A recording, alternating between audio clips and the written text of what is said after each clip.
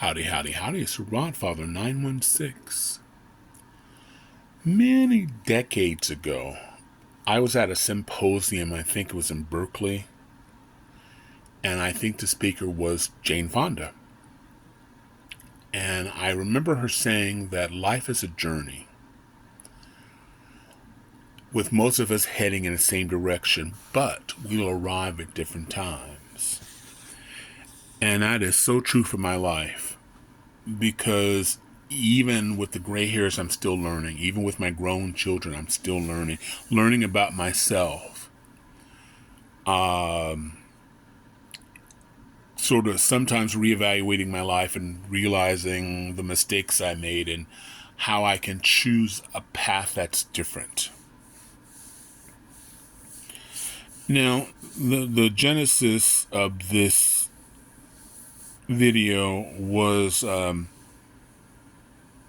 with some new friends I've made here in the last few months. They live 150 miles from Sacramento. Some are helping me. I'm having a lot of people help me with my social media presence. But these people were in the business. He was a producer at a radio station and a TV station, and he has got me an interview tomorrow with a large corporation, large company. I have a phone interview tomorrow to do voiceovers. And through him, I've met a lot of different people. And I have people here in Sacramento also helping me. You know, I'm really, really blessed. I can't begin to tell you. You know, I decided to go in a direction, and you know, I have people helping me here and helping me there, and I am very appreciative.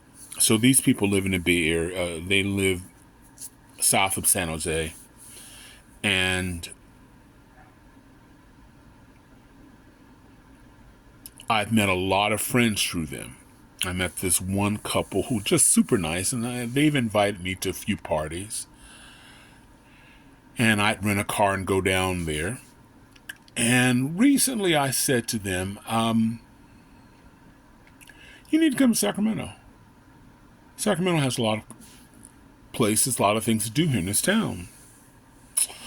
Oh, Rodfather, it's so hot in Sacramento. It's just, you know, it's a long drive. Well, that hit me personally because I'm making the drive. I'm making the 300-mile round trip. And I realized immediately that I said, you know, these people we won't be friends. We'll probably be acquaintances. There's nothing wrong with that. Because that's the old Rodfather who'll go, you know, okay, I'll bend over backwards and I'll be the one who supports you and go to all your parties, but you will never come visit mine because you have a busier lifestyle than mine. And in the last couple of years, I've been reevaluating some of my friendships, and a lot of my friendships are sort of one-way friendships. It's Rodfather, make us laugh. Rodfather, we're sad. I just need some place to vent. Can we talk to you? Rodfather, can you come over? Because I am so sad and I just need a shoulder to cry on. Got it. Without hesitation, you're my friend. But it seems that whenever I'm out, or I have those moments where I need a little bit of levity or some shoulder to cry on, those shoulders not available. And I've tolerated for many years. I have one person that even when I'm in the middle of telling a sad story, they will interrupt me and tell me their story. What happened today at work, what pissed them off at work, or somebody they met, or in mid-sentence. And I remember one of the times it happened, I said, so You continue to talk, because whatever I'm saying, I'm sure it must be boring you. I said it just like that. Sarcasm is one of my things. And they kept talking. They even ignored that part. And so I remember my feelings being hurt, and I just set the phone down. And I'd come into the room, and they'd still be talking. And I said, okay. And I allowed that to happen for years. And then I had another friend who told me straight up, he goes, I just can't listen to your sad stories, Father. Now, this is a friend that I've gone to the courthouse when he first got his first divorce. I've supported him on a second divorce. His girlfriend's job problems. Anytime this person's got an award, I was there. No matter where it was in California, I was there. But when I received a couple of awards here in Sacramento, he was nowhere to be found. Just couldn't make the drive.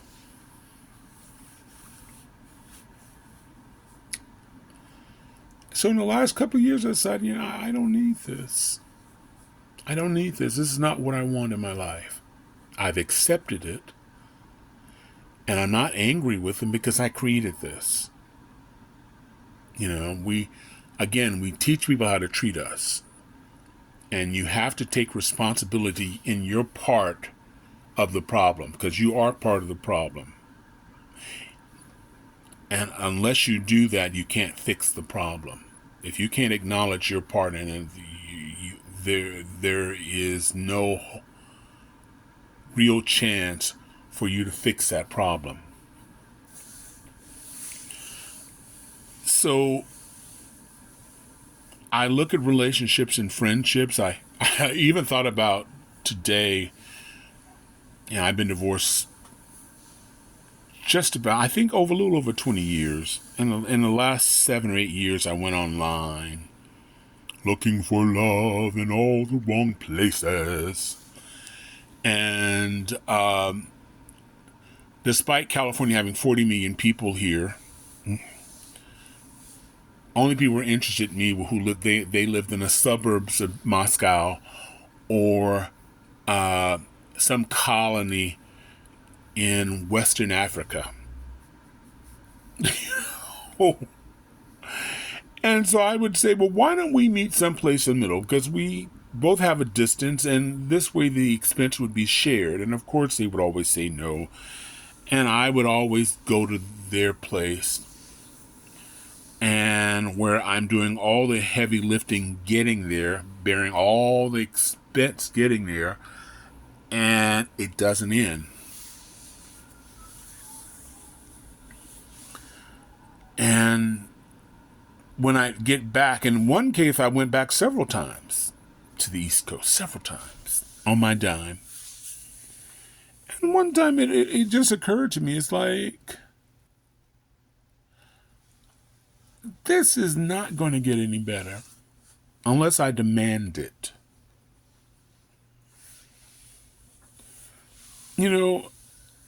On my podcast, people hear me say that relationships are a series of negotiations. And the best relationships, the heavy lifting is done by both, not just one. Because everybody wants a win.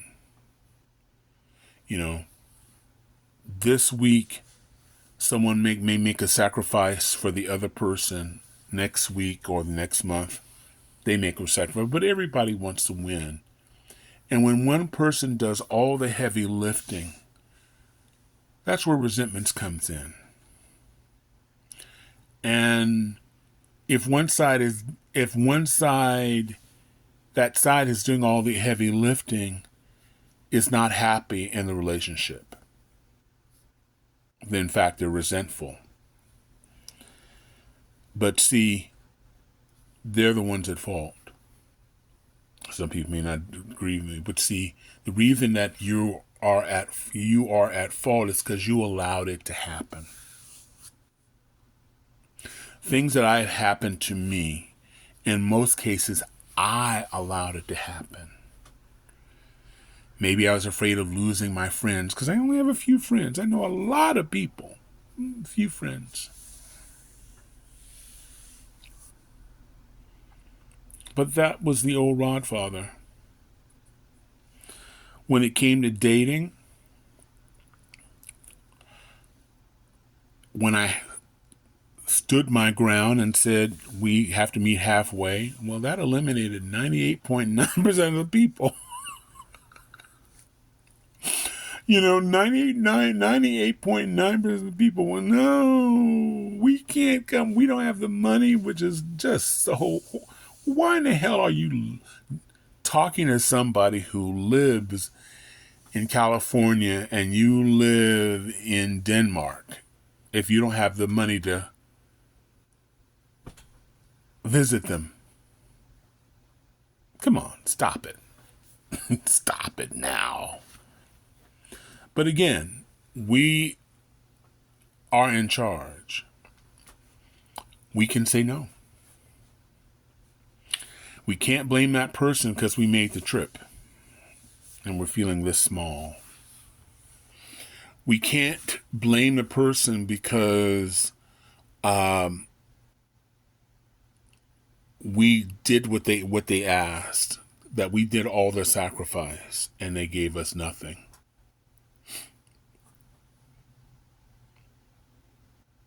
You're not a victim. You've made that choice free and clear. So in the last couple of years, I've ended relationships. I've made new friends, but they're new terms. It's not an option. I want a relationship, a friendship that's reciprocal. It's not an option. Some old friends, I haven't eliminated all these friends, or some of the friends. I've sort of put their can in the back of the pantry. They're not on my daily call list anymore, or monthly or weekly call list, because I'm worth more.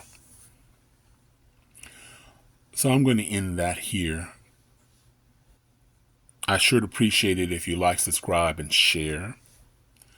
A lot of people send me emails, and I appreciate that.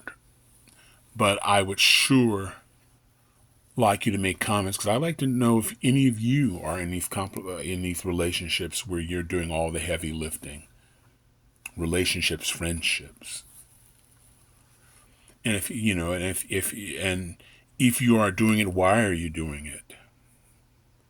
I learn a lot from you. Learn a lot from you. Seeing your perspective. Why are you doing it? And if you stop doing it, what happened? What part in your life? What happened in life where you decided that you're no longer accepting what you've accepted? If that makes any sense. So I sure would like to hear, and I would like to see that in comments. Meanwhile, this is Rodfather, wishing everybody love, joy, peace, and happiness. As you grow older, you realize how important time is. Why waste it on silly stuff?